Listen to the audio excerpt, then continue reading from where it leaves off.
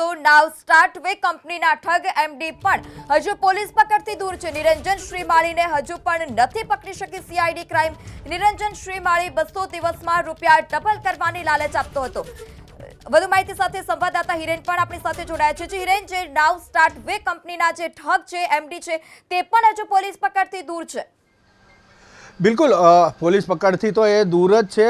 નાવ સ્ટાર્ટના જે એમડી છે એ પોલીસ પકડથી દૂર છે, પરંતુ હજી સુધી પોલીસ તેમના એકાઉન્ટ સુધી પણ નથી પહોંચી કે તેમના જે એજન્ટ છે તેમના સુધી પણ નથી પહોંચી. સૌથી મહત્વપૂર્ણ બાબત છે કે અત્યાર સુધી જે માહિતી મળી રહી છે એ પ્રમાણે આ નાવ સ્ટાર્ટ વેના એમડી નિરંજન શ્રીમાળી એ અત્યારે ગુજરાતના અલગ અલગ વિભાગની અંદર તેમના જે એજન્ટો છે તેમની સાથે પણ મુલાકાત કરી રહ્યા છે અને એજન્ટો સાથે તે સંપર્કમાં છે. આમ છતાં સીઆઈડી ક્રાઇમે તેમના એજન્ટોની પણ ધરપકડ નથી કરી. જો એજન્ટની ધરપકડ કરવામાં આવે તો એમડી નિરંજન શ્રીમાળી એ ઝડપથી મળી જાય એવું છે. કારણ કે આ ભૂપેન્દ્રસિંહ ઝાલાની વાત કરીએ તો બીઝેડ જે હતું એ લગભગ 6-6.5 મહિનાની અંદર પૈસા ડબલ કરવા સમયનો અભાવ છે.